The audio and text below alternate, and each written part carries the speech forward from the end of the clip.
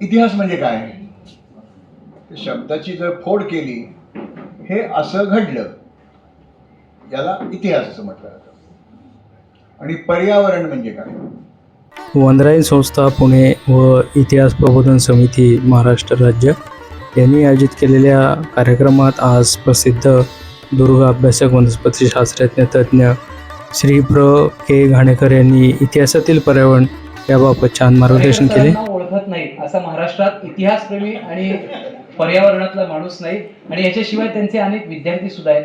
त्यांची ओळख जवळजवळ इथं बसलेली जेवढी लोक आहेत त्या संख्येपेक्षा जास्त पानं आहेत. आणि असं असताना मी त्यांची ओळख अगदी 2 वाक्यात करून देतो. 100 पेक्षा जास्त पुस्तकांचे लेखक आहेत. मध्यंतरी सचिन तेंडुलकर आणि विराट कोहली यांच्याबरोबर यांची सुद्धा स्पर्धा होती, परंतु ते दोघंही निवृत्त झाले. त्यांचं मात्र पुस्तकाचं काम अजून चालू आहे. काल आणि आज सकाळी सुद्धा पुस्तकं लिहित होते. मूळ विषय वनस्पतीशास्त्र तज्ज्ञ आहे, परंतु किल्ल्यांची आणि इतिहासाची आवड लागल्यामुळे आज तागायत त्यांनी 350 पेक्षा जास्त किल्ले पदाक्रांत केलेले आहेत. आणि नुसतेच केले नाहीत, आमच्या इतिहास प्रबोधन समितीतली जी अनेक मुलं आहेत त्यांनी सुद्धा जी ट्रेकिंग इतिहासाची आवड निर्माण केली ती त्यांच्या अभ्यासाकडे बघून केली. अनेक पुस्तक, म्हणजे मला त्यांचा एक प्रसंग सांगावा असं तुम्हाला खास वाटतो परिचयामध्ये. मी शास्त्रीय परिचय देण्यापेक्षा ह्या परिचयावर फार जास्त भर देईन. त्यांचं 7 सह्याद्रीची भटकंती किल्ल्याची नावाचं एक पुस्तक आहे. एक खूप प्रसिद्ध आणि गाजलेलं पुस्तक आहे. आणि किल्ल्यांची डिक्शनरी ज्याला आपण म्हणू शकतो, कसं जायचं, त्या काळात बसने कुठं पोचायचं, कुठे मुक्काम करायचा. एक दिवस ते कुठनं तरी गाडीतनं येत होते आणि त्यांच्या पुढे बसलेला एसटीतनं एक ग्रुप तेच पुस्तक वाचत होता. आणि त्यांचा स्वभाव पहिल्यापासून मिश्किल आहे. थोड्या वेळाने ते इथं आल्यावर कसे चौकार षटकार चालू होतील तुम्हाला कळेल. बऱ्याचदा ते माझ्यावर देखील पडतात. परंतु हे आपले त्यांच्याकडे गेले आणि म्हणाले, हे काय आहे, कसलं पुस्तक आहे? त्यावेळी त्या बसमधनं प्रवास करणाऱ्या माणसाने सांगितलं, किल्ल्यावर जायचं असेल ना तुम्हाला, हे पुस्तक फार उपयोगी आहे. ते म्हटले, हे कोणी लिहिलंय तुम्हाला माहितीये का? ते म्हटले, हो, कोणतरी घाणेकर नावाचे आहेत, ते सगळ्या किल्ल्यांवर गेले मग पुस्तक लिहिलं. हे म्हटले, तो मीच आहे. कसं आहे, माझं तिकीट मीच काढलं. अनेकांची तिकीटे कटली, पण ते अजून शाबूत आहे. आणि खऱ्या अर्थानं इतिहासाची ऑथेंटिसिटी सांगणारी जी पिढी होती त्या पिढीतली काहीच लोक आता राहिली आहेत. त्याच्यामध्ये घाणेकरांचं नाव निर्विवाद घेतलं जातं, यात कुठलीही शंका नाही. असे घाणेकर सर आपल्याला आज प्रमुख वक्ता म्हणून लागले. आणि वनस्पती शास्त्रज्ञ आणि इतिहास तज्ज्ञ असल्यामुळे तो एकमेव संगम, जसं पुण्यात मुळामुठेचा संगम तसा हा संगम आहे. तर घाणेकर सरांचा सन्मान करण्याची विनंती. दोन्ही संस्थेच्या प्रतिनिधींना आमचे पियुष शाही बसलेले आहेत, वनराई म्हणून सागर धारियाई बसले, ताई बसलेले आहेत आणि दिलीप शेठ सर बसले. जेवढं साहित्य आहे तेवढं सगळं आपापसात संगम करून त्यांचा सत्कार त्या ठिकाणी करावा.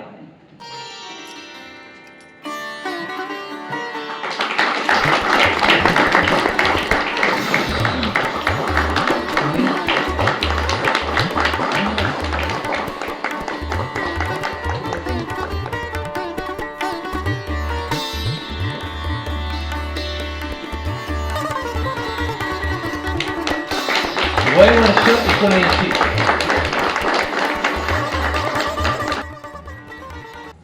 नमस्कार. खरं तर त्या अर्जुनाचं कुरुक्षेत्रावर काय झालं असेल ते माझं इथे झालं आहे. डॉक्टर नुलकर, डॉक्टर नलावडे असे द्रोणाचार्य भीष्माचार्य इथे असताना खरंच पाय लटपट आहेत माझे, म्हणून मी असं बरोबर त्या याच्या मागे उभा राहिलो आहे. कदाचित तुमच्यापैकी काही लोकांना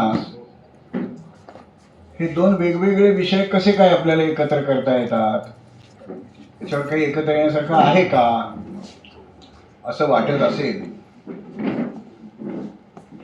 कदाचित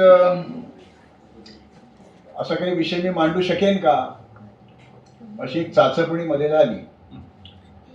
त्याला चुकून मी हो म्हटलं आणि मग नंतर लक्षात आलं की अरे, हे आपण भलतंच पाप करून बसलोय. आणि या पर्यावरण विषयक असल्यामुळे बहुधा आपण ज्याची आतुरतेने वाट पाहत होतो, तोही बिनबुलाया मेहमान, अतिथी, ठरवून न येता येणारा तो अतिथी, तो पण आज आला आहे.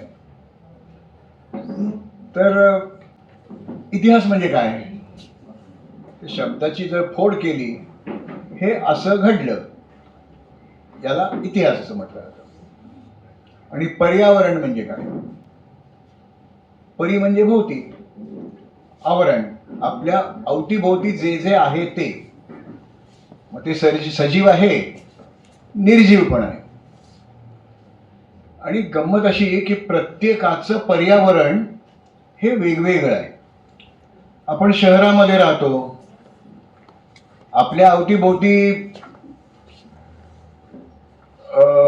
रस्त्यावर चालणारी, कधी कधी फुटपाथ बरोबर येणारी वाहनं असतात. आपल्या भोवती गोंगाट असतो, असं अनेक शहरातल्या लोकांचे. गेल्याच आठवड्यात मी राजगडच्या पायथ्याशी गुंजवणं गावात गेलो होतो. तर तिथे यातलं काहीच नव्हतं. तर त्यांचं पर्यावरण वेगळं आहे. तिथे असणारी झाडं, तिथे असणारे पक्षी, तिथे असणारे दगडधोंडे. मी का मुद्दाम म्हणतो, आता नलावडे सर आहेत म्हटल्यानंतर हे बोलणं जरा अवघड आहे माझ्या दृष्टीने, पण एक शास्त्रीय नवल किंवा वेगळेपण असे अनेक किल्ल्यांवर आपल्याला बघायला मिळतं. राजगडावर कोणत्याही रस्त्याने, आपण 8-10 वाटा आहेत राजगडावर जायला, कुठच्याही रस्त्याने जायला लागलं की एका विशिष्ट टप्प्यावर स्फेरॉइडल वेदरिंग, म्हणजे त्या गोट्याचे, जो दगड आहे त्याचे कांद्याच्या पापुद्र्यासारखे पापुद्रे निघतात.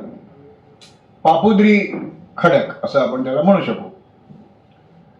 आता पापुद्री खडक हा आपण वेगळ्या संदर्भात स्ट्रोमॅटोलाइट्सला वापरतो, पण हाही तसाच आहे. ती झीज ही त्या पद्धतीची होते. रायगडावर जाताना आपल्याला कॉलमनर बसायला दिसतात. एवढंच नाही, आता राजगडासारखा किल्ला, मला खूप कुतूहल आहे या सगळ्या किल्ल्यांबद्दल. तिथे राजरस्ता जो आहे त्याला पाली दरवाजा असं म्हटलं जातं. खाली पालखुर्द नावाचं गाव आहे. माझे एक परिचित अभ्यासक, त्यांना त्या दरवाजाच्या बांधणीत ज्या फटी आहेत आणि आजूबाजूला जो डोंगरी भाग आहे तिथे ज्या फटी आहेत खडकांमध्ये, तिथे आढळणारी डे गेको याचा अर्थ दिवसा वावरणारी पाल. मी पाले अगदी सोपं करतोय, म्हणजे तुम्ही माझं नंतर काम धरू नका, म्हणजे काम धरायला केव्हाही हरकत नाही. पण तर ती डे गेको आहे, दिवसा वावरणारी पाल आहे. नेमॅप्सिस राजगडेन्सिस असं तिचं नाव ठेवलं गेलं आहे. आणि ती फक्त तिथेच मिळते, जगामध्ये दुसरीकडे कुठेही मिळत नाही. शेड्यूल 1 मध्ये घालायला पाहिजे अशी तो सजीव आहे. मला बरेच वेळा असं वाटतं की महाराजांना माहिती असलं पाहिजे की वेगळी काहीतरी पाल इथे आहे, म्हणून त्या दरवाजाचं नाव पाली दरवाजा, पाल दरवाजा, पालखुर्द गाव आहे खाली. शक्यता अशी का वाटली शक्यता, तर रायगडावर बऱ्याच ठिकाणींची नावं तिथल्या झाडांमुळे ठेवली गेलेली आहेत. नाणे दरवाजा, नाणा नावाचा वृक्ष त्या परिसरात आहे खूप, नाणे दरवाजा. वर माडाचा खळगा म्हणून एक आहे, सातविळीचा खळगा म्हणून एक आहे, ऑस्ट्रोनिया स्कॉलरिस. तर निसर्गाची नावं द्यावी असं त्यांना वाटलं असेल, म्हणून कदाचित. आता ते नेमॅप्सिस राजगडेन्सिस नाव त्यावेळेला नव्हतं दिलं, हे आत्ता दिलंय, याच वर्षी दिलंय. पण असं काहीतरी वेगळं इथे आहे म्हणून कदाचित ते नाव दिलं असेल. तर या किल्ल्यांचं, आपल्या भोवतालच्या डोंगरांचं पर्यावरण वेगळं आहे. आपलं पर्यावरण वेगळं, त्या ग्रामीण भागातलं पर्यावरण वेगळं. घनदाट जंगलात गेलात, आता घनदाट जंगलं कमी राहिली आहेत, पण तरी सुद्धा तिथलं पर्यावरण वेगळं आहे. मग ती सगळ्याची सांगड कशी घालायची, तर आपण जिथे आहोत तिथे आपल्या अवतीभोवती जे आहे ते तिथलं पर्यावरण. आधी पर्यावरण हा शब्द एन्व्हायरमेंट अशा दृष्टीने वापरला जात नव्हता, त्याला इकॉलॉजी असा शब्द होता. आणि त्याची फोड पण ही लॅटिन शब्दांवरनं आलेले शब्द आहेत. ऑइकॉस म्हणजे होम आणि लोगॉस म्हणजे स्टडी, म्हणजे एखाद्या सजीवाचा त्याच्या घरात जाऊन केलेला अभ्यास. मग एखादा समुद्री जलचर असेल तर समुद्रात जाऊन केलेला अभ्यास, वाळवंटी जलचर असेल, जर्बिल सारखे उंदराचे भाऊ आहेत, त्यांचा वाळवंटात जाऊन केलेला अभ्यास, मॉर्मॉट्स हे जे हिमालयन ससे म्हणू आपण त्यांना, ससे नाही आहेत ते पण तसंच तो प्रकार आहे, तर ते त्यांना ते पर्यावरण मानवतं म्हणून ते तिथे वावरतात, राहतात. मी प्राण्यांची उदाहरणं का घेतली ती पटकन कळतात. नंतर मी मी बोटॅनिकल पण काही संदर्भ देईन, पण ते बहुतेक वेळ नाही पडत. आता मी नाण्याचा उल्लेख दिला. मला असं वाटतं की एक नलावडे सर सोडले तर इथे नाणा वृक्ष बाहेर पाहून कोणाला ओळखता येईल अशी परिस्थिती नाही आहे. तर तरी सुद्धा आपल्या भोवती जे असेल ते आपलं पर्यावरण. आता हे मोठी आपत्ती माझ्या दृष्टीने या विषयाच्या नावामध्ये आली, इतिहास. इतिहास केव्हापासूनचा? आपण पुण्यात आहोत तर पुण्यातली काही उदाहरणं घेणार आहे, काही बाहेरची पण उदाहरणं घेणार आहे. तर पुण्यामध्ये सुदैवाने जगात नाही असं एक आर्किओलॉजिकल रिसर्च सेंटर आहे, डेक्कन कॉलेज. त्याची ख्याती जगभर आहे. त्यातल्या अनेक विद्वानांच्या हाताखाली मी इंडॉलॉजीचं शिक्षण पण घेतलं आहे. तर आदिमानव म्हणजे अश्मयुगात, हल्ली दगड वापरले जातात, पण पहिल्यांदा ज्या वेळेला मानव होमो इरेक्टस किंवा होमोसेपियन त्यांनी ज्यावेळेला दगड वापरायला सुरुवात केली तेव्हा मोठाल्या हातकुराडी किंवा मग तो पॅलिओलिथिक झाला, आता निओलिथिक, मायक्रोलिथ्स, छोटी छोटी हत्यार असतात. तर ते वापरणारे जे आपलेच पूर्वज आहेत ते आपल्या इतिहासाचाच भाग आहेत ना. तो प्राचीन इतिहास आहे, पण तो इतिहास आहेच ना. मग ते पर्यावरण या मंडळींना अपेक्षित आहे का माहित नाही मला. त्या अश्मयुगामध्ये माणूस अंगावर कुठलेही कपडे न घालता, कुठलेही घर न बांधता तो वावरायचा. त्याला हंटर गॅदरर असं म्हटलं जातं. शिकारी करायचा आणि जे काही असेल ते गोळा करायचं. म्हणजे आत्ता परवा मी राजगडला गेलो, ते शिवापट्टणला महाराजांचा वाडा आहे तिथे. तर तिथे मी पोटभर आंबे खाल्ले. महाराजांनी लावलेली झाडं होती, त्याचे पडलेले, म्हणजे त्याच्या पाठी नाही आहे बरं का तिथे, यांच्या शुभ असते या दिवशी यांच्या अध्यक्षतेखाली असं पाठी नाही आहे, पण आहे. ती झाडाचं घेर बघितला की लक्षात येते 300-400 वर्षाचं झाड नक्की आहे. तर ते चोखून खायचेच आंबे असतात, कापून विपून नाही खात ते. पोटभर आंबे खाल्ले मी. तर तसं आहे, ते आदिमानव खात होते. माझे आता काय त्यांना मित्र म्हणू का गुरु म्हणू मला सांगता येत नाही, पण सबंध भारतात एकच शास्त्रज्ञ असे झाले कारण ते आता नुकतेच गेले म्हणून मी झाले म्हणतोय, डॉक्टर शरद राजगुरू. ते आर्किओलॉजिस्ट पण होते, ते जिओलॉजिस्ट पण होते, म्हणजे पुरातत्वशास्त्रज्ञ होते, भूशास्त्रज्ञ होते आणि खूप खूप होते. त्यांना INCA हे शॉर्ट फॉर्म आहे, INCA हा बहुमान जागतिक स्तरावरचा मिळालेले आशियातले ते एकमेव शास्त्रज्ञ आहेत. त्यांची PhD 1959 साली पुरी झाली होती. अलका टॉकीज ते दत्तवाडी या भागामध्ये जे काही जमिनीचे थर आहेत त्या थरांचा त्यांनी त्यावेळेला अभ्यास, आता काही नाही आहे तिथे, त्याचा अभ्यास केला आणि त्यात त्यांना या अश्मयुगीन माणसाची दगडी हत्यारं तर मिळालीच, पण ती खूप मोठ्या प्रमाणावर मिळाली. म्हणजे इथे एक मॅन्युफॅक्चरिंग हब होता, आत्मनिर्भर माणूस होता तो जो कोण आदिमानव होता तो. आणि त्या मायक्रोलिथ्स बरोबर सुद्धा त्यांना शहामृगाच्या अंड्याच्या टर्फलाचे काही तुकडे मिळाले. याचा अर्थ काय होतो? त्यावेळेला इथे पाऊस कमी होता, गवताळ प्रदेश होता आणि इथे शहामृग वावरत होते. तर शामरुगाच्या अंड्याचं टरफल ओळखता येतं, ते जुनं असलं तरी नवीन असलं तरी.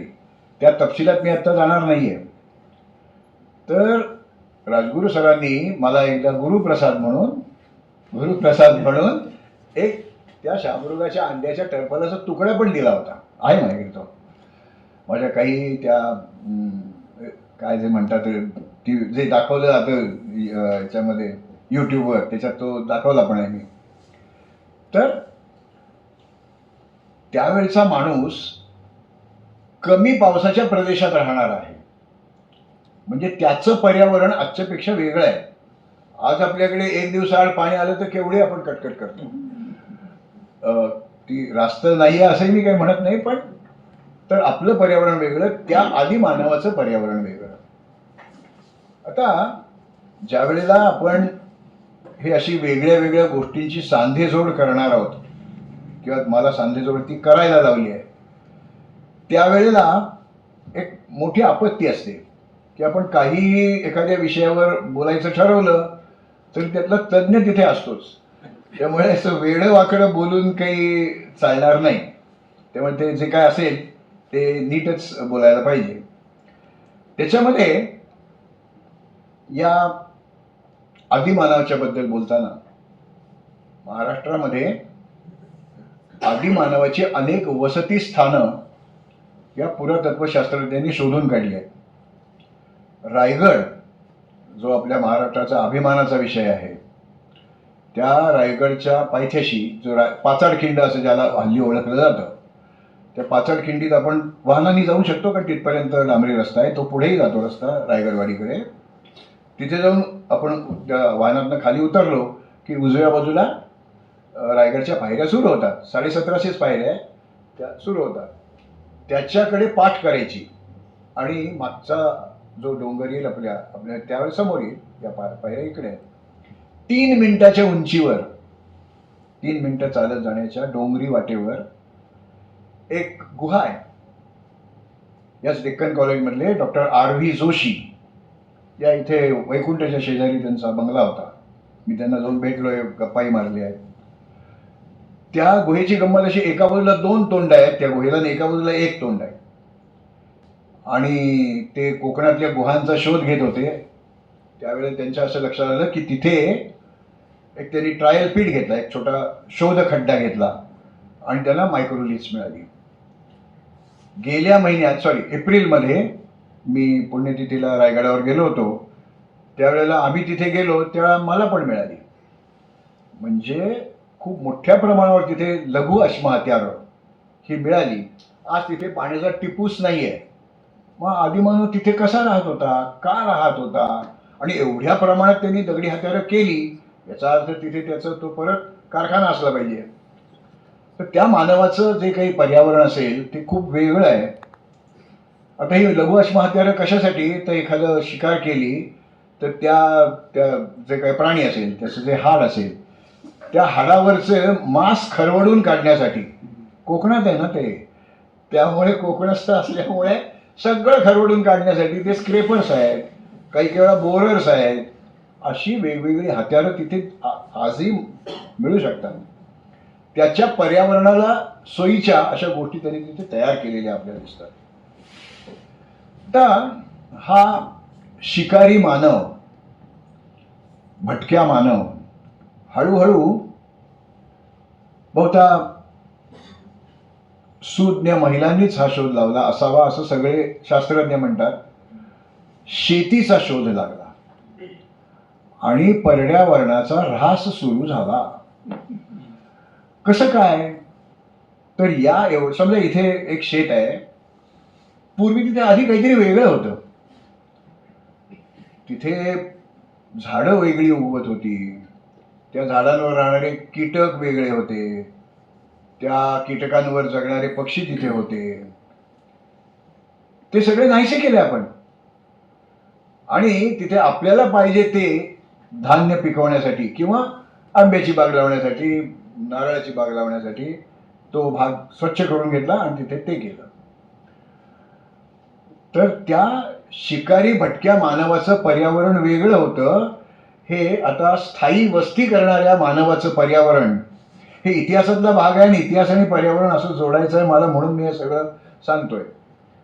तर मानवी वस्तीचं स्थिरीकरण आणि त्यामुळे त्याचं बदललेलं पर्यावरण हे खूप गमतीशीर आहे, म्हणजे मुद्दाम बघण्यासारखं आहे ते. शेती करायला लागल्यानंतर एक गंमत झाली, जगभर झाली. अंदाज असा आहे, आता त्या अंदाजात फरक होऊ शकतात, साधारणपणे 10-15 हजार वर्षापूर्वी जगभर शेती लोक म्हणजे माणसं करायला लागली. चीनमध्ये करायला लागली, अरबस्थानात करायला लागली, आफ्रिकेत करायला लागली, दक्षिण आणि उत्तर अमेरिकेतले तिथले माया, इंका, ॲस्टेक्स, रेड इंडियन्स, एस्किमोज ही लोक तिथे शेती करायला लागले. आपण इथे शेती करायला लागलो. फक्त ऑस्ट्रेलियात शेतीचा शिरकावच झाला नाही. म्हणजे त्या इंडोनेशियातल्या बेटांवर लोक, तिथले आदिवासी शेतकरी होते, त्यांचं दळणवळण पण असावं, पण त्यांनी शेती नाही घेतली. सगळ्यात सुखी, कारण शेतीचं उत्पन्न एकदम येतं, मग ते ठेवायचं कुठेतरी, त्याला आपण कणगी म्हणूया. आणि कणगी झाल्याबरोबर, निर्माण झाल्याबरोबर ठिणगी पडायला सुरुवात झाली. मी शेती पण करत नाहीये आणि काय शिकारी भटक्या पण मी नाहीये, पण या माणसाने ते सगळं साठवून ठेवलंय. त्यांनी जे काय शेती केली त्यातलं धान्य किंवा जे काय असेल ते शेतीचं उत्पन्न, मी जाऊन तिथे दरोडा घालायचा आणि ते पळवून न्यायचं. म्हणजे कणगीतून ठिणगी. आता त्या ठिणगीमध्ये त्याला हल्ला करायला त्याच्यापेक्षा काहीतरी वेगळं पाहिजे. मग तो कदाचित धारिया साहेबांसारखा व्यायामाला जात असेल, ताकद मिळाली पाहिजे. त्याची स्टोन टूल्स ही वेगळी असतील, ती आदिमानवाची करत रेप्लिका पण असू शकेल. त्याला ते काही मांस खरवडून नाही काय काढायचं, त्याला हँड ॲक्स पाहिजे किंवा एखादं लाकूड बांधून त्याची कुऱ्हाड करणं, अशी त्यांनी हत्यारं वापरली असतील. यानंतर, या नागरीकरणानंतर त्याचं परत एकदा पर्यावरणामध्ये बदल झालेला आपल्याला दिसतो, ज्याला आपण आज सिंधू सरस्वती संस्कृती असं म्हणतो. मोहनजोदडो, हरप्पा असं आपल्याला, म्हणजे आम्ही शाळेत असताना ते मोहनजोदडो, हरप्पा असं म्हणत होतो. महाराष्ट्रापर्यंत ही संस्कृती होती. दायमाबाद हे अत्यंत उत्कृष्ट साईट आहे या मोहनजोदडो, हरप्पाच्या काळातल्या मानवाची. डॉक्टर ढवळीकर, डेक्कन कॉलेजचे, त्यांना इनाम गावला माणूस शेती करत होता याचे पुरातत्वीय पुरावे मिळाले. तर दायमाबादला ते ब्रॉन्झचा एक रथ मिळालाय त्या आदिमानवाचा, आधी नाही, मोहनजोदडो, हरप्पाच्या काळातल्या संस्कृतीचा साम्य असणारा. तर आता याचं पर्यावरण बदललंय बघा. ती भट्टी पेटवली पाहिजे, त्या खनिजातून धातू वेगळा केला पाहिजे, तो धातू एका विशिष्ट पद्धतीने ओतून तो रथ तयार केला पाहिजे. म्हणजे शेती संस्कृतीशी त्याचा संबंध तुटत चाललाय आणि तो आता औद्योगिकरणाकडे चाललाय आणि पर्यावरणाचा आणखीन एक नवा नाशाचा अध्याय सुरू झाला. तर हा मानवी इतिहास बदलत बदलत गेला. त्याप्रमाणे पर्यावरणीय गरजा, पर्यावरणीय मार्ग आणि त्याचे सगळे जे काही नंतर गोंधळ झालेले आहेत ते आपल्याला असे बघायला मिळतात. या सिंधू संस्कृती, त्याला मी आत्ता सिंधू संस्कृती म्हणतोय, नाव कुठलंही दिलं तरी तेच. अजून काही त्यांनी काय लिहिलंय ते वाचता येत नाही आपल्याला. बऱ्याच लोकांनी त्या सिंधू संस्कृतीची जी सील्स आहेत किंवा तिथे काही लोथलला एक पट्टी मिळाली आहे, त्यात बरीच अक्षरं एकानंतर एक आहेत. पण लोथल हे गुजरातमध्ये असलेलं ठिकाण आहे. तर आणि ही सगळी ठिकाणं मी स्वतः जाऊन पाहिले, त्यामुळे मला ते जाणवतं की असं असं काहीतरी आहे तिथे. तर या माणसानी, ज्याला आपण आज लिपी समजतोय, तसं काहीतरी लिपीसारखं शोधून काढलं होतं. हे कसं काय करता आलं त्याला? तर इथे परत जी उपजाऊ शेती होती त्या शेतीतली गाळाची माती आणून त्याच्यापासून ती गाडगी मडकी, त्या सील्स, मी जरी एवढा आकार केला असेल तर सील एवढंच आहे बरं का, तर ते सील्स, ती जे काय मुद्रा आपण त्याला म्हणू, तर ती त्यांनी करायला सुरुवात केली. आणि ती त्याच्यावर ते ओलं असताना ते चित्र काढणं, ती जी काय आपण त्याला अक्षरं समजतोय ती लिपी त्याच्यात काहीतरी लिहिणं, हे त्या माणसाने सुरू केलं, जे आत्तापर्यंतच्या मागच्या आदिमानवांनी किंवा आधीच्या लोकांनी केलेलं नाही आहे. मग त्याला पर्यावरणामध्ये अशी वेगवेगळी माती वेगवेगळ्या गुणधर्माची आहे. आत्ता मी गेल्या महिन्यात, नाही याच महिन्यात जूनमध्येच रायरेश्वरला गेलो होतो. त्या रायरेश्वरला मुद्दाम मी शनिवार रविवार टाळून गेलो होतो, कारण मला तिथली एक ती गंमत पाहिजे होती. रायरेश्वर हे महाराष्ट्राचं श्यामा रेल आहे. श्यामा रेल म्हणजे काय? वर्तक मॅडम हो म्हणतायत, त्यामुळे मला बौद्धिक बोलायला लागणार आहे. त्या वनस्पती तज्ज्ञ आहेत आणि संस्कृत तज्ज्ञ आहेत, तर आणि उत्तम चित्र काढतात.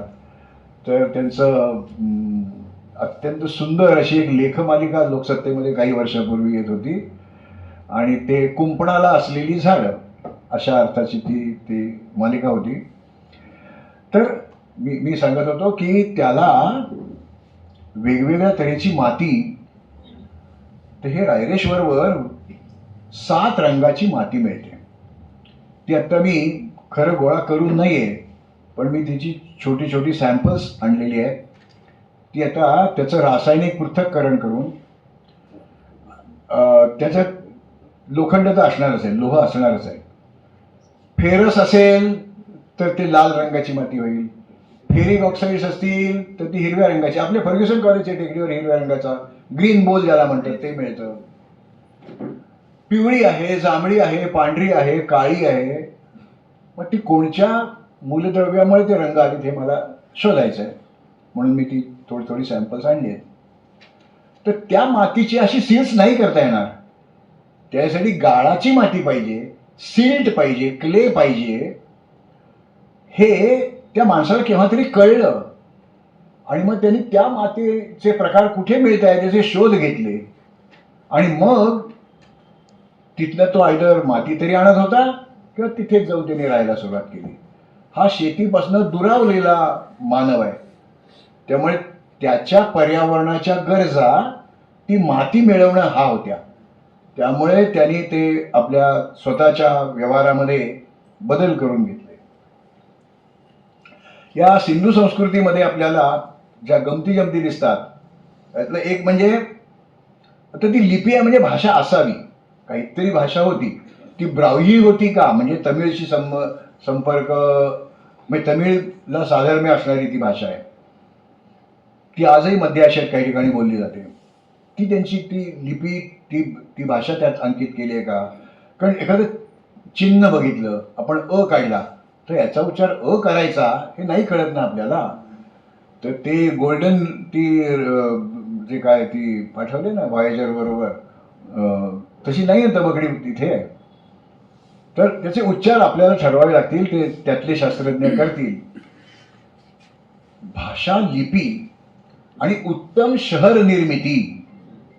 आता नुसतं सेटलर नाहीये, तो स्थायी नाहीये, तो शहरांमध्ये रूपांतरित झालेला मानव आहे.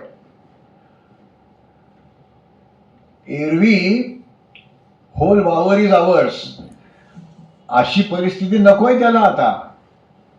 मग ही जी मलमूत्र निस्सारणाची व्यवस्था आहे, ही त्याची गरज निर्माण झाली. त्याच्या पर्यावरणात आजूबाजूला ते मलमूत्र साठायला नकोय. मग ते मानवाचं पण असेल आणि त्यांनी पाळलेल्या प्राण्यांचं पण असेल. त्या मलनिस्सारण ही एक नवीन गरज त्याची निर्माण झाली. मग त्याच्यासाठी त्याला लक्षात आलं की पाणी आणि हे मलमूत्र त्यात जर मिसळलं असेल तर ते उताराच्या दिशेला वाहत जातं. मग चढ कुठे आहेत, उतार कुठे आहेत, मग ती सार्वजनिक स्वच्छतागृह कुठे बांधली पाहिजेत हे त्याच्या पर्यावरणीय गरजेतून निर्माण झालेलं प्रकरण आहे. आणि उत्तम त्याची व्यवस्था आहे, सर आहेत ते भाजलेल्या विटांनी, काही कच्च्या विटांचे पण आहेत ते आहेत तिथे. आता असं करत असताना अगदी नदीच्या काठी राहता येत नव्हतं ना त्याला. त्यामुळे नदीपासून थोडं लांब पण पिकाऊ जमिनीमध्ये त्याला राहायचं आहे. मग हळूहळू त्याच्या असं लक्षात आलं की ज्या वेळेला पाऊस पडतो त्यावेळेला त्या नदीचं पाणी वाढतं आणि मग आपली वस्ती पाण्यात जाते. मग हे नाही योग्य. आता नदीमध्येच लोक घरं बांधतात, तर ते सोडून द्यायचं. तर त्याच्यापासून थोडं लांब पुण्यामध्ये सातवाहनकालीन वस्तीचे अवशेष मिळालेले आहेत. माझे मित्र बाळासाहेब बलकवडे, पांडुरंग बलकवडे, त्यांना कसबा पेठेमध्ये, कसबा पेठे पांढरीचे टेकाड आहे ते ॲक्च्युली, तिथे एक घर बांधलं जात होतं. त्या घराच्या पाया घेताना ह्या बलकवड्यांना एक छंद आहे, ते खड्ड्यात उड्या मारतात. कुठेही काही नवीन वेगळं काही बांधकाम सुरू की ते त्या खड्ड्यात गेलेच, बाहेर पण येतात. तर त्यांना तिथे सातवाहनकालीन अवशेष मिळाले हो. बांगड्या मिळाल्या, बांगड्यांचे अवशेष मिळाले, शंखापासून केलेल्या बांगड्या आहेत त्या, काही मातीच्या बांगड्या आहेत. तर अशा या पुण्यात देखील सातवाहनकालीन अवशेष मिळालेले आहेत. पण ते मुळामुठीच्या संगमावर नाही आहे ते जागा, कसबापेठ अलीकडे आहे. मग तिथे त्यांनी का वस्ती केली असावी याचा हे डेक्कन कॉलेजमधले पुरातत्वशास्त्रज्ञ शोध घेतात, त्याचं कारण मीमांसा तयार करतात आणि मग आपल्यासारख्या लोकांना ते सांगतात. तर त्यावेळेचे प्लॉट्स कसबा पेठेत विकले जात होते, आता कुठेही जात असो. त्यानंतर मग हे पाणी तर मिळालं पाहिजे. मग या सिंधू संस्कृतीमध्ये पाणी मिळवण्यासाठी विहिरी खणलेल्या आहेत. आणि आपल्या डेक्कन कॉलेजमध्ये अशी एक प्राचीन विहीर कशी होती, कशी असावी याचं अत्यंत उत्कृष्ट असं एक प्रतिकृती, मॉडेल, मराठीत सांगितलं की पटकन करायचं म्हणून, तर ते करून ठेवलंय प्रतिकृती तिथे. म्हणजे पाणी वाहतं मिळत नाहीये, मग त्यासाठी जलशोध ही त्याची पर्यावरणीय गरज निर्माण झाली. आणि असा हा इतिहास हळूहळू पुढे येत गेला. ज्यावेळी त्या माणसाच्या लक्षात आलं, मी माणूस ज्यावेळी म्हणतो त्यावेळेला बाई आणि माणूस दोन्ही आहे बरं का, नाहीतर फक्त माणसाच्या बायकांच्या नाही असं काही नाही. जसं मी शाळेमध्ये विद्यार्थी म्हणजे विद्यार्थी विद्यार्थिनी दोन्ही असतं, तसं हे माणूस म्हटलं की बाई आणि माणूस दोन्ही, म्हणजे महिला आणि पुरुष दोन्ही. त्यावेळेला त्याच्या असं लक्षात आलं की या ज्या काही आपण काय ती सील्स केली असतील, भांडी केली असतील, खापरं ज्याला आपण म्हणतो ती बहुतेक एखादं ते भाजलेलं मडकं त्या आगीमध्ये पडलं आणि नंतर त्याच्या लक्षात आलं की अरे हे वेगळंच आहे.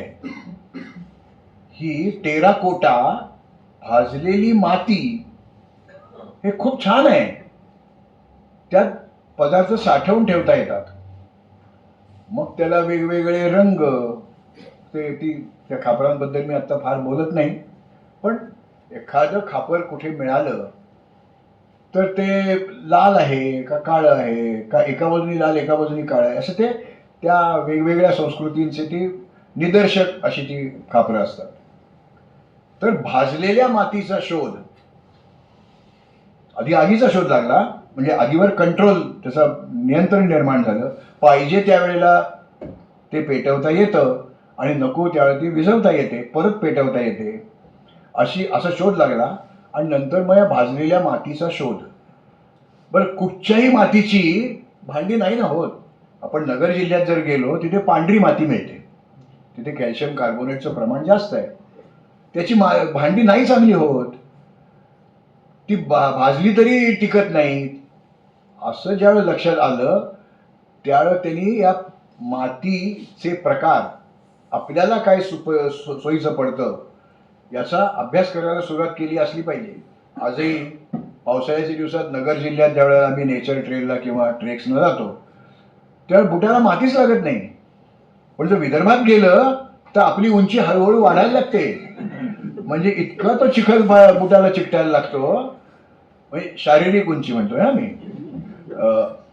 कारण विदर्भ हा एक खूप ज्ञानोपासकांचा भाग असलेला भाग आहे. मराठवाडाही तसाच आहे. आपले सगळे संत तिथनंच निर्माण झालेले आहेत. म्हणजे समर्थ रामदासांचा जांभला आहे, एकनाथ महाराजांचं पैठण ते मराठवाड्यातच आहे. म्हणजे आता सातवाहन काळामध्ये या वेगवेगळ्या पिकांचा वापर केलेला दिसतो. कशावरून? परत मी डेक्कन कॉलेजकडेच जातोय, कारण माझे तिथे अनेक मित्र आहेत, काही विद्यार्थी आहेत, काही माझे गुरु आहेत तिथे. त्यातले काही माझ्या गुरुस्थानी पण आहेत. म्हणजे उद्या वाद नको व्हायला निर्माण की बाबा यांचे गुरु कोण होते, तर बरेच गुरु होते मला. मग ज्या बाईंनी मला हाताला पेन्सिल धरून पाटीवर अक्षरं काढायला शिकवली त्याही माझ्या गुरुच आहेत. सायकल चालवायला शिकवली ते मित्रही माझे गुरुच आहेत. तर असे गुरु खूप असतात. मानणं न मानणं हा भाग वेगळा असतो. तर या सातवाहनकालीन साईट्समध्ये ज्या जिथे ते आढळस्थानं आहेत तिथे वेगवेगळ्या धान्याचे प्रकार, चार्ड ग्रेन्स ज्याला आपण म्हणतो, जळून गेलेलं किंवा त्याचा कोळसा झालेलं प्रकरण, तर ते आढळतं. ते आढळणं हा जरा योगायोगच असतो. पण माझे एक मित्र डॉक्टर मुकुंद काजळे हे त्या डेक्कन कॉलेजमध्ये चार्ड ग्रेन स्पेशालिस्ट होते का म्हणजे मित्र आहेत अजून, ते तिथनं निवृत्त झाले. तर ते आंतरराष्ट्रीय दर्जाचे चार्ड ग्रेन स्पेशालिस्ट होते. कोणकोणची कडधान्य आपल्याकडे होती, कोणकोणची तृणधान्य आपल्याकडे होती याचा शोध घेऊन त्याच्या नोंदी तयार करणं, त्याचं कॅटलॉगिंग तयार करणं आणि त्याचं डॉक्युमेंटेशन ज्याला आपण म्हणू ते करणं, हे त्यांचा खूप मोठं, त्या क्षेत्रात त्यांचं खूप मोठं नाव आहे. तर मी त्या मुकुंद काजळ्यांकडे गेलो होतो बरेच वेळेला आणि ते मला काय सापडलं, तुला काय दिसलं, असं ते आमच्या चर्चा व्हायच्या. त्याच वेळेला माणसानी फलोत्पादन याच्याकडेही लक्ष दिलेलं दिसतं. कशावरनं? त्याच्या बिया मिळतात. कधी कधी ते जे भांडं तयार केलेलं असतं त्याच्यात ते एखाद दोन बिया अडकलेल्या असतात, त्या भाजल्या गेल्या, चार्ड झाल्या, पण ते कोणची बिया आहे ते त्या तज्ज्ञांना ओळखता येतं. तर फ्रूट ग्रोईंग किंवा वाईल्ड फ्रूट कलेक्शन, आज जसं त्या आपण आत्ता या दिवसात कुठेही गेलो तर जांभळं विपुल मिळतात. म्हणजे रानमेवा असा एक माझं एक इथे 2-4 पाहुण्यांना दिलंय पुस्तक, त्यांनी वाचावं अशी माझी इच्छा आहे. इतिहास घडवणाऱ्या वनस्पती असं माझं ते पुस्तक आहे. तर त्याच्यामध्ये काही वाईल्ड इडिबल फ्रूट्स म्हणजे तोरणं असतील, बोरं असतील, जांभळं असतील, ही आपल्याकडची देशी फळं आहेत ती. किंवा तोरण हा ज्या डोंगरावर खूप तोरणाची झाडं आहेत, झिझिपस रुगोसा म्हणजे तोरण, झिझिपस जुजुबा म्हणजे बोर, तर ही तोरणाची झाडं खूप होती म्हणून त्या डोंगराला तोरणा म्हणायला लागले. आणि तिथे किल्ला बांधला गेला, त्याला तोरणा म्हणायला लागले. शिवाजी महाराजांनी तिथे जाऊन तोरण बांधलं, स्वराज्याची सुरुवात केली, असं काही झालेलं नाही आहे. मी होतो ना त्यावेळी तिथे. तिथे कोंडाणा, शिरवळचा सुभान मंगळ, त्यानंतर रोहिडा, विचित्रगड, हे 3 किल्ले त्यांच्या ताब्यात आल्यानंतर 4था किल्ला तोरणा त्यांच्या ताब्यात आला आहे. आणि ती झेंडूची माळबीळ काही नाही, हे आफ्रिकन प्लांट आहे, ते आत्ता आपल्याकडे आलंय. झेंडू हे नाव देखील आपलं नाही आहे. ते आचार्य अत्रेयांनी झेंडूची फुलं असो, तर ते असलं तरी ते काही देशी झाड नाही आहे. त्यामुळे ती तोरण ते असं काही बांधलेलं नव्हतं त्यांनी. त्याचं नाव महाराजांनी बदललं, प्रचंडगड असं नाव केलं. 3 किलोमीटर लांबीचा तो किल्ला आहे. म्हणजे झुंजार माचीच्या या टोकापासून बुधला माचीच्या त्या टोकापर्यंत 3.5 किलोमीटर अंतर आहे. प्रचंडगडच नाव म्हटलं पाहिजे ना. तेच गोष्ट त्या विशाळगडाबद्दल आहे. तोही असाच मोठा आहे. त्याच्यापेक्षा मोठा महिपतगड आहे, तो सोडून देऊ आपण. तर आपल्या भोवती कोणची फळं आपण खाल्ली तर चालतील याच्याबरोबर त्यातले काही वनस्पती शास्त्रज्ञ बॉटनिस्ट पुढे आले आणि काही वनस्पती आपल्याला खाता येतात. त्याच्यावर माझं एक वेगळं पुस्तक आहे, रानातून पानात, म्हणजे वाईल्ड व्हेजिटेबल्स. तर त्याच्यात सगळ्या वनस्पती नाही खाता येत आपल्याला. त्याची पानं चरबट लागतात किंवा नाही चांगली चव नाही त्याला चांगली. एवढंच नाही तर आमच्या बोटॅनिकल भाषेमध्ये भारंगीला क्लेरोडेंड्रम सेरॅटम म्हणतात. ते भारंगी ही त्याला फुलं आली आणि त्या पानाची भाजी केली ती चरबट होते. फुलं यायच्या आधीच ती पानं वापरली पाहिजेत. हा केवढा मोठा शोध त्या गृहिणीला लागला असेल ना. मी अनेक वेळेला ती भारंगीची पानं आणतो, वाल भिजत टाकतो, आणि या सगळ्या मी पुस्तकात रेसिपी पण दिली आहेत बरं का. ती प्रत्येक भाजी मी करून पाहिली आणि मग लिहिली आहे. तर नागरीकरणात आलेल्या माणसाचं जंगलाशी संबंध कमी होत गेलेत, पण काही नाळ शिल्लक राहिली होती. त्यात या रानभाज्या, असं मी म्हणेन. मला एका गोष्टीचा प्रचंड, बऱ्याच गोष्टींचा राग येतो, बोलून दाखवता येतो असं नाही प्रत्येक वेळेला, पण रानभाज्या महोत्सव असा एक तद्दन खुलसटपणा आपल्याकडे सुरू झालेला आहे. काय आहे, आपण आज काहीतरी थाई, उद्या चायनीज, परवा असं काहीतरी खात, एक दिवस रानभाज्या खाऊ. अरे पण ज्या जंगलात ते आदिवासी राहतात त्या लोकांना 2 वेळचं खायला पण नाही मिळत. म्हणजे 80 कोटी लोकांना आपण ते काय रेशन देतो तेही त्यांना मिळत नाही. तर त्यांना त्या रानभाज्या खाऊन जी मिनरल्स, विटॅमिन्स मिळणार आहे ती पण आपण ओरबाडायला सुरुवात केली आहे. कारण तो माणूस त्याला जेवढी भाजी लागणार आहे तेवढीच पानं तोडणार आहे, तो वनस्पती नाही उपटणार. आता अशी पानं तोडत बसले तर आज सुरू केली तर उद्या ती पानं तोडून होतील, मग तोपर्यंत ती वाळून जातील, खराब होतील. म्हणून हल्ली ते लोक झाडच उपटतात.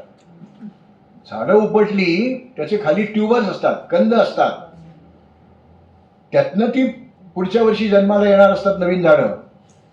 मग आपल्यामुळे ते ट्यूबर मोठे होण्याच्या आधीच त्या त्या आदिवासींना आपण ते उपटायला लावतोय. त्या रानभाज्या महोत्सवावर कायदा करून बंदी घातली पाहिजे. कारण तुम्हाला तुमच्या चवीढवी वाढवण्यासाठी रानभाज्या नाही आहेत. आणि ज्या वेळेला खूप गंमत होते, मला दासबोध खूप आवडतो. तो धार्मिक ग्रंथ नाही, मी बहुतेक वेळेला तो वाचतो. मी पारायण करत नाही, जे पान येईल ते वाचायचं आणि विचार करायचा. त्या दासबोधात समर्थ असं म्हणतात, सावध चित्ते शोधावे, शोधोनी अचूक वेचावे, वेचोनी उपयोगावे ज्ञान काही. तर या रानटी वनस्पतींचा परिचय करून घ्यायचा, त्या कुठे मिळतात हे शोधायचं, केव्हा त्या खाण्याच्या परिस्थितीत असतात हे शोधायचं आणि ते वापरायचं. हे आदिवासी करतायत. मग आपण त्यांच्या तोंडचा तो घास काढून घेणं योग्य नाही. या संदर्भात एका झाडाबद्दल मला गंमत सांगावीशी वाटते. अशा आदिवासीच माझ्या एका मित्रांनी सांगितलेली आहे मला, आणि मी अनुभवली ती. त्या जंगलात काही वेगवेगळी झाडं असतात. मी मुद्दाम झाडांची नावं नाही सांगणार आहे, म्हणजे किंवा सांगतो ते गुगलवर टाकलं तुम्हाला कदाचित मराठी नाव पण मिळेल, पण नाही सांगायलाच नको, नाव नाही सांगत. एक झाड असतं आणि खरं असतं बरं का. त्या झाडाचा जो मधला गाभा आहे खोडाचा, ते आदिवासी लोक तो गाभा काढतात.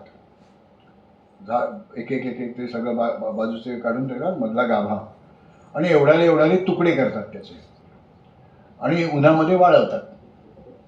एखाद्या मडक्यात भरून ते जे त्यांची चूल आहे त्याच्याजवळ ठेवतात, म्हणजे बुरशी बिरशी येत नाही नंतर त्याच्यावर. तर एक दिवस मी त्या माझ्या डोंगर भावाकडे गेलो होतो.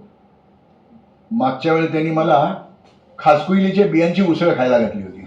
अत्यंत चविष्ट असते. म्हणजे ब्लू डायमंडला पण तसं काही रेसिपी मिळणार नाही असं मला वाटतं. म्हणजे ब्लू डायमंड मिळते की नाही माहीत नाही मला, तर ती खसकुईलीची उसळ म्हटलं यावेळेला काय देणार, तो म्हटलं काही नाही हो, काही नाही माझ्याकडे. म्हटलं असं कसं आहे, असं शक्यच नाही. तो म्हटलं मग जा तिथे त्या मडक्यामध्ये एक तुकडा घ्यायचा त्यातला फक्त, आणला. म्हटलं त्याचं काय करायचं, एवढंसं काय, मला केवढं भूक लागली मला. तो म्हणला तुम्ही चघळा, आपण गप्पा मारू, तुम्ही चघळत बसा, गिळून नका टाकू, चघळत बसा. आणि थोड्या वेळाने मला असं जाणीव झाली की मी एखाद्या बुफेला गेलोय, आडवा हात मारून आलोय, आता मला श्रीखंडाचं बोट देखील चाटायला नको वाटेल. भुकेची संवेदना गेली. मी दुसऱ्या दिवशी पुण्यात आलो, तोपर्यंत मला काही खावंसं वाटत नव्हतं. म्हणजे ओबेसिटी असो असो, तर मला काय म्हणायचं ते कळलंय सगळ्यांना. तर अशा काही गोष्टी त्यांना माहिती असतात. म्हणजे औषधी उपयोग, हर्बल मेडिसिन्स हा त्या पर्यावरणातनं त्यांनी उचललेला गुण आहे. ते कसं कळलं त्यांना नाही आज सांगता येत ते सगळ्याचं. एक आमच्याकडे डॉक्ट्रिन ऑफ साईन नावाचं प्रकरण असतं. म्हणजे अक्रोड खाल्ला तर त्या अक्रोडाच्या त्या मगजावर, मेंदूवर जशा त्या ज्या काही डिझाईन असतं तसं त्याच्यावर असतं. त्यावेळी ते ब्रेन टॉनिक म्हणून वापरावं असं याला डॉक्ट्रिन ऑफ साईन म्हणायचं. किंवा गुळवेल त्याची पानं, आता हृदय मी अशा आकाराचं कधी पाहिलंच नाही, पण जे काही वास्तू स्वप्ना करताना सुद्धा जी हृदय काढली जातात तर तसं ते गुळवेलीचं पान दिसतं. म्हणून ते हृदयरोगावर उपयोगी आहे. आणि आता बायोकेमिस्ट्री त्याचा ॲनालिसिस केल्यावर खरंच त्याचा उपयोग आहे हो. म्हणजे हे जो कोण निसर्ग निर्माता आहे त्याला तुम्ही काही म्हणा, देव म्हणा, काय काय जे म्हणायचं असेल ते, त्यांनी माणसाला हे कळावं म्हणून निसर्गाची भाषा करून ठेवली का, असा पण एक अभ्यासाचा विषय आहे. तर आता हे नुसतं धान्य शिजवून खायला कंटाळा आला मला. मग ते वाटायला सुरुवात झाली. पाटा वरवंटा नावाचा एक लेटेस्ट यंत्र ते मिळालं. माझे एक मित्र आहेत जुन्नरमध्ये, शेतमजूर आहेत. त्यांच्याकडे 5,000पेक्षा जास्त सातवाहनकालीन वस्तू आहेत. नाणी आहेत, मणी आहेत, बांगड्या आहेत, कानातलं आहे, पदकं, म्हणजे ज्याला आपण ते माळेच्या मध्ये जे पदक लावतो तशी पदकं आहेत. रोमन जातं आहे. ज्यावेळेला आपला व्यापार रोमशी होत होता त्यावेळेला तिकडच्या पद्धतीची जाती इथे आली. ती आडवी जाती असतात. आपण ते वरची तळी आणि खालची तळी, ते वरच्या तळीला एकच खुंटा असतो ते असं फिरवतो आपण, तर याला तो आडवा खुंटा असतो. माझं एक कोण होते सातवाहन नावाचं पुस्तक आहे, त्याच्या मुखपृष्ठावरच त्याचा फोटो दिला आहे मी. आणि ते माझे मित्र बापूजी तामाणे, त्यांनी त्यांच्या मुलीच्या लग्नाची हळद त्याच्यावर फोडली. ते म्हणाले नागनिकेचे हळद फोडली, त्यानंतर माझ्याच मुलीची हळद त्या फोडली. नागनिका ही महाराष्ट्राची नाही, भारतातली पहिली सम्राज्ञी आहे, पहिली स्त्री राज्यकर्ता आहे. तिचं शिलालेख आहे त्या नाणेघाटामध्ये. आता त्याला ते काहीतरी संरक्षक आवरण पण लावलंय. या नागनिका, तिचा नवरा, तिचे वडील, तिची मुलं, 3 मुलगे आहेत तिला, या सगळ्यांचे पुतळे होते तिथे. ते देवकुल म्हणतात त्याला नाणेघाट. आणि त्यांची नावं लिहिलेत वर. तर मला ब्राह्मी येतं रटभकर, वाचू शकतो मी. म्हणजे अशी अधिकची फुली केली की तो क, या वरच्या दांड्याला अशी आडवी फुली रेग दिली की तो का, अशी ती अक्षरं होतात. सगळे अक्षरं त्याच्यात आहेत. आणि भारतातलं सर्वात जुना शून्याचा शोध त्या नाणेघाटातल्या लेखामध्ये आपल्याला घेता येतो. 5-5 आकडी त्यात आकडे आहेत. किती कारशापणा मी दान दिलं असं ते त्या नागरिकांनी लिहिलेलं आहे. तर रोमन जाती ही आपल्याकडे आली. आपल्यापेक्षा वेगळ्या दगडाची, आपल्याकडे ती कुरुंदी दगडाची करावी लागतात, ती बॅसाल्टच्या दगडाची पण करता येतात. तर त्या बापूजी दामाण्यांकडे ते शेतमजूर असल्यामुळे, आणि ते गोळेगाव, जुन्नर, ते बल्लाळवाडी, ही सगळी जी तिथे वस्ती आहेत, त्या वस्त्यांच्या आसपास जी शेती आहे त्यात ते शेती करायला जातात, शेतीची कामं करायला जातात. तुमच्याकडे काय वांगी काढायचे, ते जाणार वांगी काढणार. तुमच्याकडे काय मुळा लावायचा आहे तर ते मुळा लावायला जाणार, तर ते शेत खोदलं जातं, तर त्यांना काहीतरी मिळतं, त्या शेतमालकाला काही त्याची गरज नसते. अशा 5,000 पेक्षा जास्त वस्तू त्याच्यात त्यांना मिळाल्या आणि त्या बिचाऱ्यांची झोपडीच आहे आणि त्यांना कोणतरी एक कॉट भेट दिली. त्या पोत्यामध्ये भरून ते सगळ्या वस्तू ठेवलेल्या आहेत. मी जेव्हा जातो त्यांच्याकडे तेव्हा काहीतरी मी गेलो की एक दिवस त्यांचा रोजमुरा बुडतो. म्हणून एक दिवसात तुम्हाला किती पैसे मिळतात तेवढे पैसे मी देतो, मला यातल्या वस्तू पाहिजे, असं ते मी करतो. व्यवसाय नाही, ते मैत्री. आता याच्यात मला माझ्या त्या कोण ते साधवांमधली बहुसंख्य फोटोग्राफ त्यांच्या वस्तूच आहेत, ते लिहिलं मी, तसं श्रेय दिलेलं आहे. मणी डेक्कन कॉलेजचे जे काही काळ डायरेक्टर होते, ते मला आर्किओलॉजी शिकवायला होते टीमबीमध्ये, त्यांचं मण्यांवर प्रभुत्व होतं. कुठलाही मणी त्यांना दाखवला, म्हणजे प्राचीन मणी, तर कुठल्या प्रदेशातनं तो आलेला आहे. आता तो माणूस काही त्याच्याकडे ड्रिल्स नव्हती, गिरमिटं नव्हती, त्या एवढ्या मण्याला भोकं पाडण्याची कला कुठून अवगत केली? त्याची पर्यावरणीय गरज, खूप कडक असं काहीतरी दगडाचं ज्या फिरून फिरून ते भोग पाडता येईल असं त्याला अवगत झालेलं होतं तंत्र. आज आपल्याला रुद्राक्षाला नाही भोग पाडतायत. तर तर असे मणी निर्माण करणं म्हणजे उपयोगाच्या वस्तू आहेतच, पण या आभूषणांसाठी वस्तू, महाराष्ट्र हा पूर्वापार काळापासून अधूनमधून दुष्काळ पडणारा भाग आहे. दुलकर सर याच्यात करेक्शन करणारच आहेत, मला माहिती आहे, पण तरी सुद्धा एक धाडसी वाक्य टाकणार आहे. महाराष्ट्रामध्ये, विशेषतः मराठवाड्यामध्ये आणि नगर जिल्ह्यापासून काही भाग त्याच्यात समाविष्ट करता येईल, असंख्य मंदिरं आणि बारवा, म्हणजे बहुतेक वेळा चौकोनी ती पुष्करणी असते. मध्यंतरी ती मंचरची बारव खूप गाजली होती, पेपरमध्ये आलं होतं. तर अशा बारवा आणि मंदिरं मी खूप मोठी उडी घेतली आहे. सातवाहन काळातनं एकदम मी यादव काळात 800-900 वर्षापूर्वीच्या, 900 नाही 800 वर्ष, 12वे-13वे शतक, तिथे येतोय. यादवांचा काळ, त्या काळात खूप दुष्काळ पडत होते. तर दुष्काळ पडतायत म्हटल्यानंतर सरकारने काहीतरी मदत करणं अपेक्षित आहे. तर त्यावेळेची रोजगार हमी योजना म्हणजे ही मंदिरं आणि बारवांची निर्मिती. त्यावेळी लाडक्या बहिणी नव्हत्या. काम करा आणि पैसे घ्या, तुम्हाला काही येत नाही, म्हणजे तुम्ही पुण्यातले गरवारे कॉलेजमधले असलं पाहिजे असं, तुम्ही दगड वहा, तो बेलदार देईल दगड, तो तिथे नेऊन द्या, तो पाथरवट त्याचा घडवून चिरा करेल. म्हणजे त्या माणसाला दगड वाहण्याचे पैसे दिले जायचे किंवा धान्यही देत असतील. जो पाथरवट आहे तो त्या छिन्नी हातोड्यांनी त्याचा चिरा तयार करेल. जो कलाकार आहे, जो शिकाऊ कलाकार आहे, तो एक इथे खांब करायचा आहे, त्या खांबाचं ढोबळमानाने स्वरूप तिथे निर्माण करेल. जो खूप कलाकार आहे, शिल्पकार आहे, तो त्याच्यावर काहीतरी कोरेल. कोणीतरी एखादा या मूर्तीशास्त्रातला त्यावेळेचा पारंगत,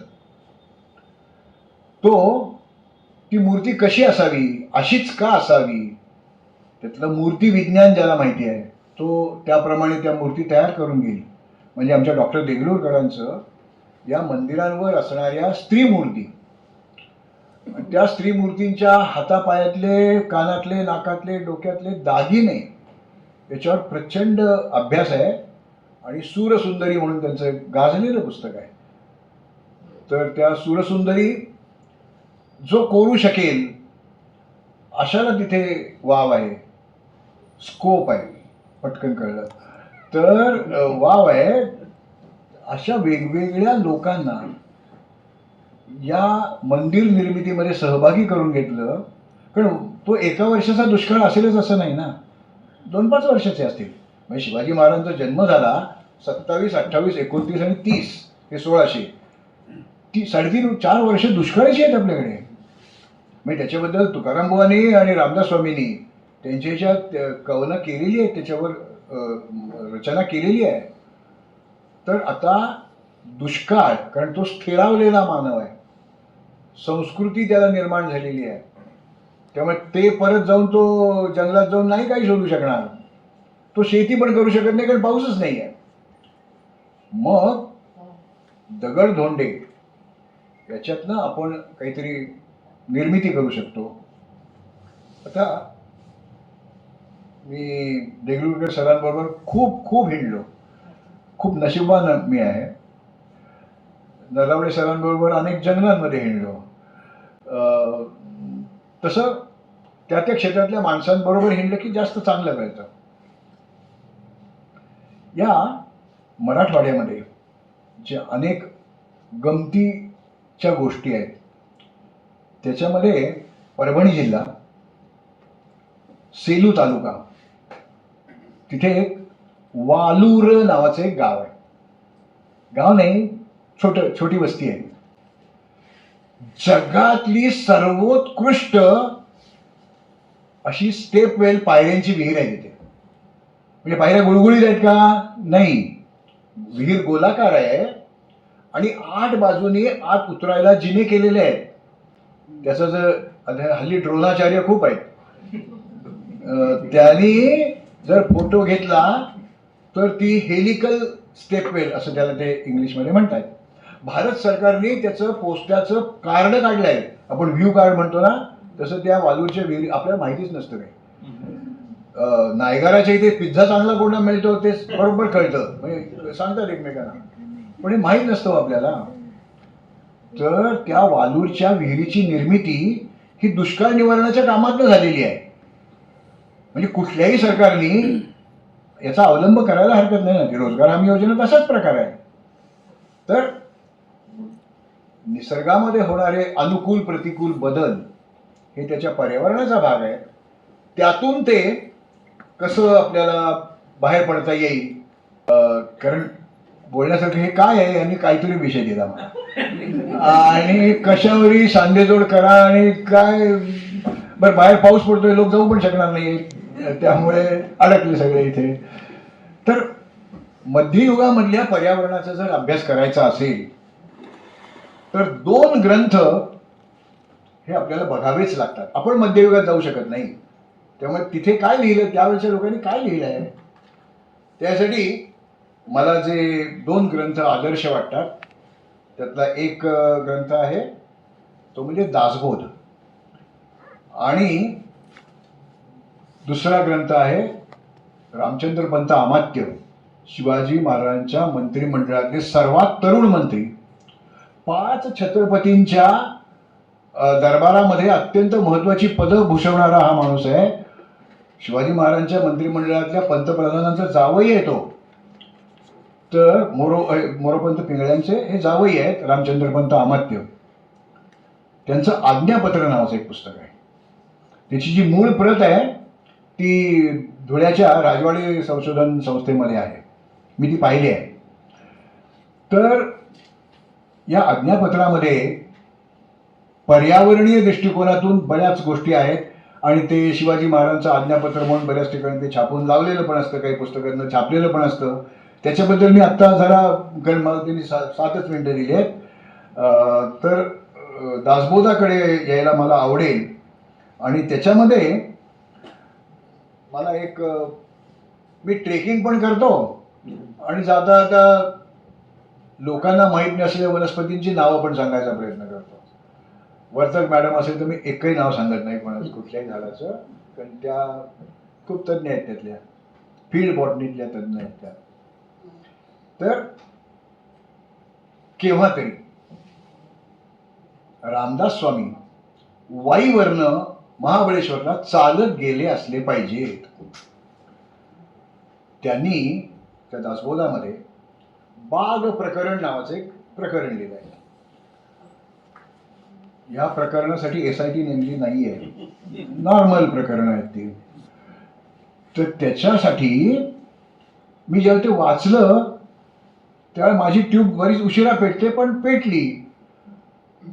आम्ही ज्याला इकॉलॉजिकल स्टडी असं म्हणतो, एखाद्या भागात कोणत्या वनस्पती आहेत, आधिक्य कोणत्या वनस्पतींचं आहे, कमी आढळणाऱ्या कोणत्या वनस्पती आहेत, याचं एक अभ्यास करायचं तंत्र आहे. त्याला आम्ही लाईन ट्रान्सेक्ट असं म्हणतो. समर्थ रामदास स्वामी गरवारे कॉलेजला ऍडमिशन न घेतल्यामुळे त्यांना माहीत नव्हतं. पण वाईवरनं महाबळेश्वरला जाताना हे का मी म्हणतोय, त्या ज्या वनस्पतींची नावं ज्या क्रमाने त्यांनी गुंफली आहेत, ती वाई हा रेन शॅडोचा प्रदेश आहे. मग त्याची सुरुवात आहे काठी, रामकाठी, फुले काठी, नेपती, महा अशी ते सुरुवात आहे. वाई परिसरात कोणत्या वनस्पती दिसतात याची यादी त्यांनी दिली आहे. मागे एकदा मी असा एक अर्धवट प्रयत्न केला होता, याचे बोटॅनिकल आयडेंटिफिकेशन्स आपल्याला करता येतात का, बरीच जमली. डॉक्टर वादवर्धकांच्या हाताखाली मी ते काम करत होतो. तर नंतर पसरणीच्या काळात कोणत्या वनस्पती दिसतात त्यांची नावं नंतर येतात. महाबळेश्वरला गेल्यानंतर किंवा पाचगणीला गेल्यानंतर, महाबळेश्वरला गेल्यानंतर पाऊस कमी वाढत वाढत चाललाय ना, त्याप्रमाणे त्या झाडांची यादी दिली आहे. म्हणजे लाईन ट्रान्सेक्टच केलाय हो. आम्ही लाईन ट्रान्सेक्ट काही मीटरचा करतो, त्यांनी काही किलोमीटरचा लाईन ट्रान्सेक्ट घेतला. ती झाडं त्यांना ओळखता आली म्हणून त्यांनी नावं लिहिली आणि ती श्लोकबद्ध केली हो. केवढं कठीण काम या माणसाने केलं. तर रामदास स्वामी डोंगरावर हिंडत होते, कडे कपाऱ्या दुरकुटे पाहो जाता भयाची वाटे असं ते म्हणतात. तर तशा या डोंगरात हिंडताना ते निसर्गाचा अभ्यास करतायत, त्यांच्या पर्यावरणाचा ते अभ्यास करतायत. या भाग प्रकरणामध्ये 31 श्लोक आहेत आणि 350 वनस्पतींची नावं आहेत. आमच्या कोणत्याही लँड ट्रान्सेक्टच्या याच्यात एवढी झाडं मिळतच, आम्हाला तरी झाडं ओळखता येत नाही. ओळखता आली तर ते असे श्लोकबद्ध इम्पॉसिबल.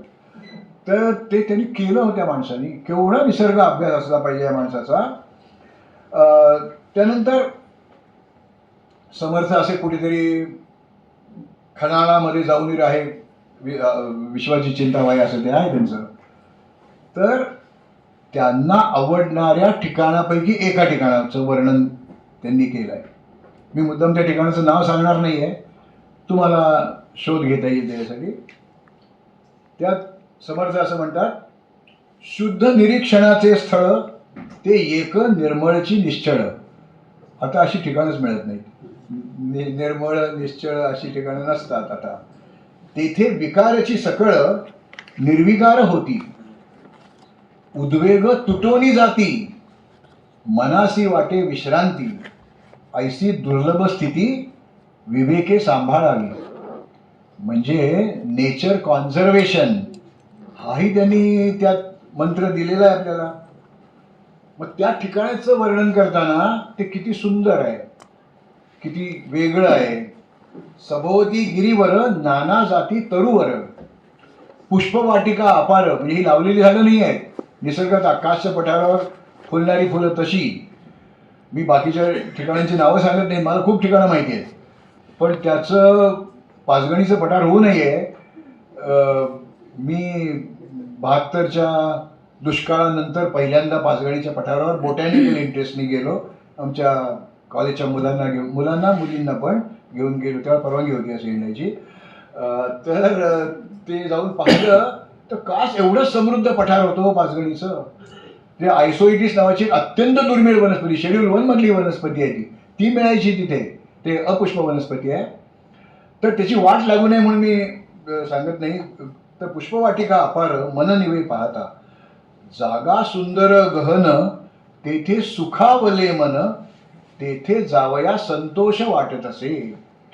असं एक तरी ठिकाण आहे का पुण्याच्या आसपास, जावया संतोष वाटत असे?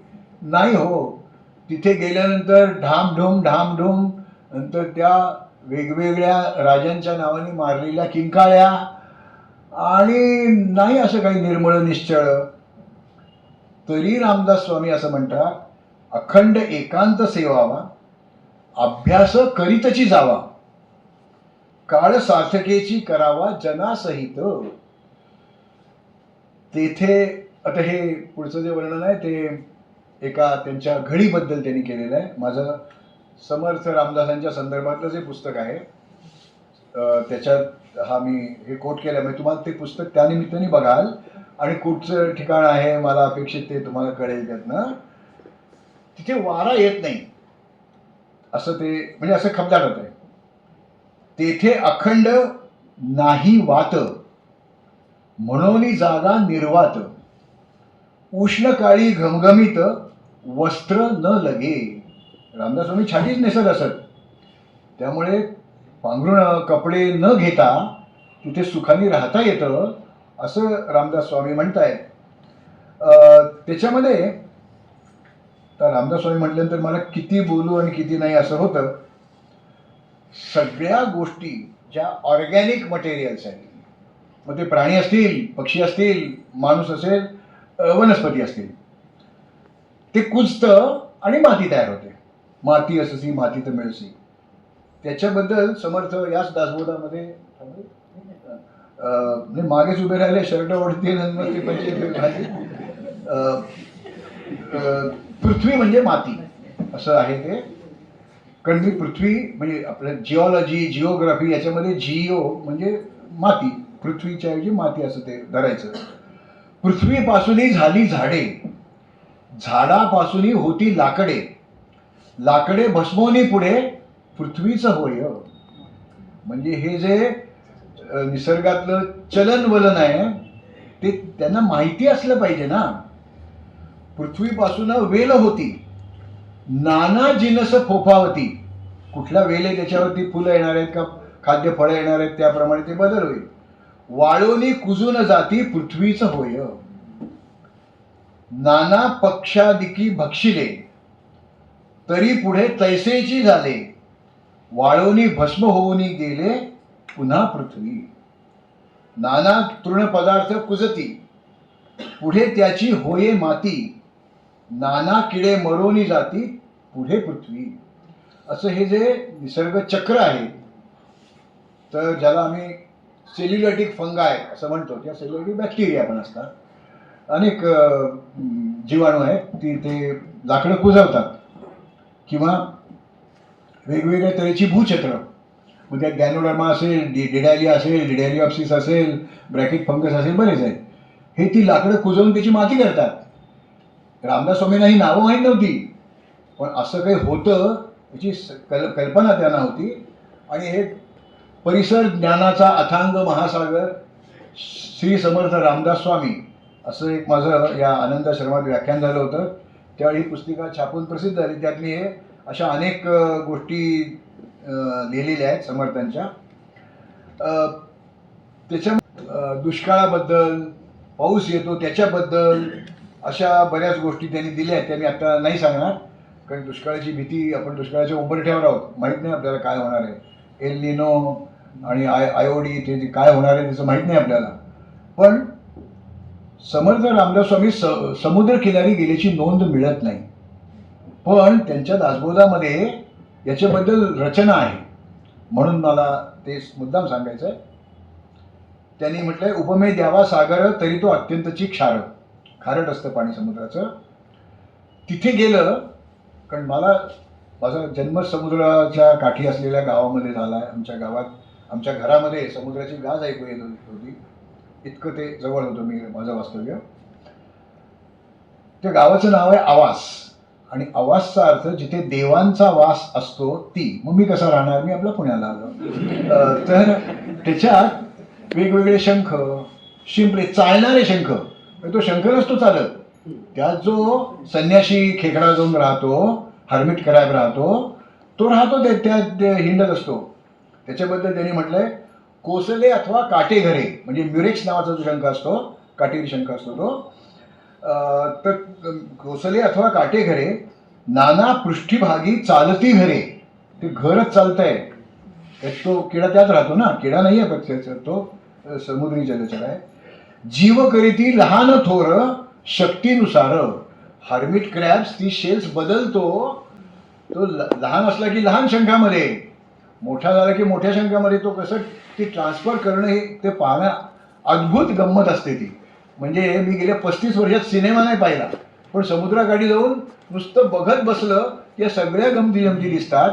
तो हर्मिट किडा एका शंखातून दुसऱ्यात जातो न जातो, तो दुसरा किडा येऊन दुसरा तो चिंबोळी त्यात जाऊन बसते. पण म्हणजे वेकंट पोझिशन पटकन मिळत नाही हे त्याच्यात दिसतं. तर त्यात त्यांनी त्यांच्या मनात एक शंका आली, ती दासबोधात त्यांनी व्यक्त करून दाखवली आहे. त्यांना काय म्हणायचं ते त्यांच्या शब्दात सांगतो. शंख सिंपी घुला कवड्या, आधी त्यांचे घर पडे किंवा आधी निर्माण कडे हे विचारावे. म्हणजे तो प्राणी आधी निर्माण होतो आणि नंतर ती कवडी, नंतर तो शंख, नंतर तो शिंपला तयार होतो का काय, हे त्यांना पडलेलं कोड आहे. त्यानंतर आधी प्राणी ते होती, मग घरे निर्माण करीती, असंच आहे ते. म्हणजे मरीन बायोलॉजीमध्ये हेच आम्हाला शिकवलं. हे तो प्रत्यक्ष प्रचिती सांगणे न लगे, असं काय याचे अवघड विषय द्यायचे आणि असे द्रोणाचार्य भीष्माचार्य समोर बसवायचे. मग पंचायत होती माझी. पण माझ्या परीने मी थोडंसं पवनखिंड लढवायचा प्रयत्न केला. करावी तशी खटपट वाकुडी का नीट तुम्हीच सांगावे, असं ते आहे. तर इतिहास आणि पर्यावरण हे जरी वरवर दोन वेगळे विषय वाटले तरी त्यांची सांगड आदिमानवापासून आत्तापर्यंत, आजच्या 2026 पर्यंत कशी घालता येऊ शकते, आपल्याला तो चष्मा लावावा फक्त लागतो आणि मग सगळ्या गोष्टी कळायला लागतात. आणि त्याच्याबरोबर ची बाराखडी यावी लागते. मला शाळेमध्ये एक शिक्षक होते, ज्ञानप्रबोधिनीच्या संत्रिका विभागाचे, नंतर ते प्रमुख झाले, यशवंतराव लेले, यशम लेले. 5वीच्या वर्गात त्यांनी आम्हाला पहिल्याच तासाला सांगितलं, तुम्हाला ज्यावेळेला ची बाराखडी येईल तेव्हा तुम्हाला काही अवघड राहणार नाही. त्याही वेळेला मी बावळटच होतो. आमच्या तशा फोल्डिंग पाट्या असायच्या, म्हणजे 4 फेसेस मिळतात. तर माझे मित्रही माझे काही माझ्यासारखेच होते. दुसऱ्या वर्षी क का की की कु कम कहा, त्यावेळेला कॅ आणि कॉ हे यायचे होते. आता बाराखडीची 14 खडी झाली आहे. पण ते सगळं लिहिलं, जितक्या वेळेला मावलं तेवढ्या लिहिलं. बाकावर ठेवली पाटी. दुसऱ्या दिवशी सर आले, पहिलाच तास त्यांचा होता. म्हणजे हे काय केलं? ते म्हणले, काल नाही का सांगितलं तुम्ही, ते ची बाराखडी आली की सगळं ते गणितात लाल रेग आली नाही म्हणजे झालं. कारण मी नंतर बायोलॉजीला गेलो तेवढ्यासाठी, ते नको, नाही जमायचं मला. तर ते म्हणाले, ही नाही ची बाराखडी. म्हटलं आम्हाला शाळेत ही शिकवली आहे. ते म्हणले, आता मी नवी शिकवतो. का, कधी, कसं, कशाला, कशावरून हे प्रश्न पडतील, त्यांची उत्तरं तुम्ही शोधाल, त्यावेळेला तुम्हाला काही अवघड राहणार नाही. असे प्रश्न मला या सौरभ कर्डेंनी घातले आणि मग मी ते का, कधी, कसं, कशाला शोधत बसलो. 2 दिवस घालवले हो माझे वाया. तुम्हाला काही त्याचा उपयोग झाला असेल तर माहीत नाही मला. तर ही संधी मला इथे मिळाली, त्याबद्दल या दोन्ही संस्थांच्या सर्व कार्यकर्त्यांचे, इथे ही जी काही सगळी व्यवस्था आहे या स्मारक इमारतीमध्ये ज्यांचं काम आहे त्यांनी आपल्याला मदत केली आहे. आणि पाऊस थांबलेला असून तुम्ही इथे थांबलेले आहात म्हणून तुमचे आभार मला मानायचे. नारायण पेठेतला चिक्कू माणूस आभार मानताना सुद्धा एकच शब्द माझ्याकडे, तो म्हणजे धन्यवाद. धन्यवाद म्हणजे तुमच्यासारख्या जाणत्यांपुढे बोलून मी धन्य झालो यात वाद नाही.